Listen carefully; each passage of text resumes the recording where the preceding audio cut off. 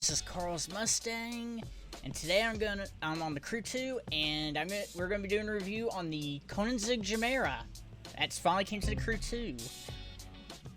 Now this car, as you saw, it's pretty pricey at 1.9 million. Without season pass, it's probably gonna be around 2 something million. But it's pretty pricey even with the season pass. And I'm just gonna get in blue. I'm gonna keep the wheels. I like the wheels. But this is gonna be interesting to test out Gemera. In fact, I think this is the only game with the Gemera right now. And as usual, I'll see you guys out on the track with the Koenigsegg Gemera. Now I have this thing fully upgraded, and of course, no tune as I usually do. Now, one thing I can tell you, this thing already handles. It's kind of like the Corvette C7ZR1 in that way. It already handles pretty well stock. Of course, you can always improve with a tune, but of course, you get to hear what I really think once I take it out on the track. Now, what's interesting about the Gemera is it's like the Regera. It's a hybrid V8. It has a single gear. It doesn't have any gears. It's just that single gear system. And it's a 4-seater. It's a full 4-seater.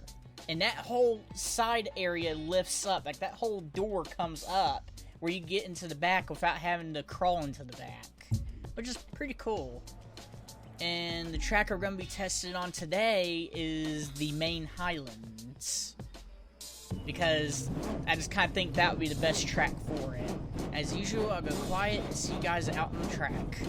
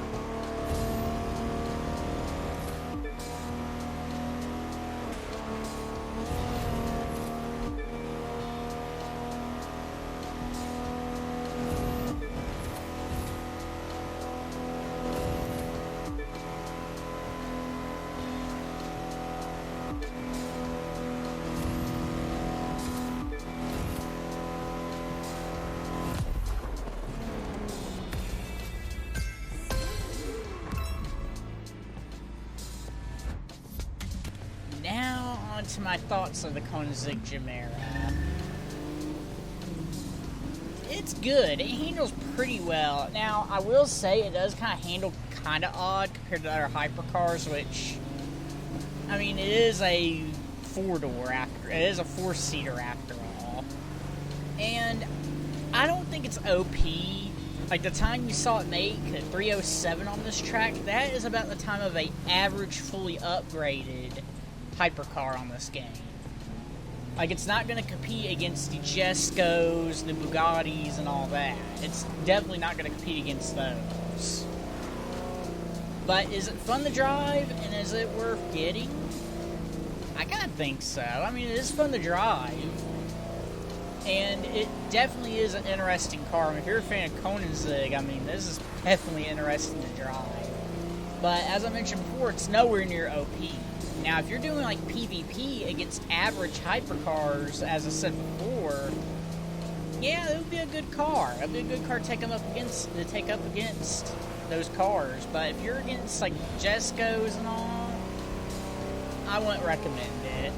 Because as I said, it's nowhere near the level of the Jesco or the Bugattis and all. But it definitely is an interesting car, and I do think it's worth buying. Because eventually they're going to ask for you to use it in the Summit, and if you're one of those people that like collecting cars on this game, and you're interested in getting this car and driving it and just having fun with it and all that, I recommend getting it 100%. That's all I really have for today's video, and I see you guys later in the next video.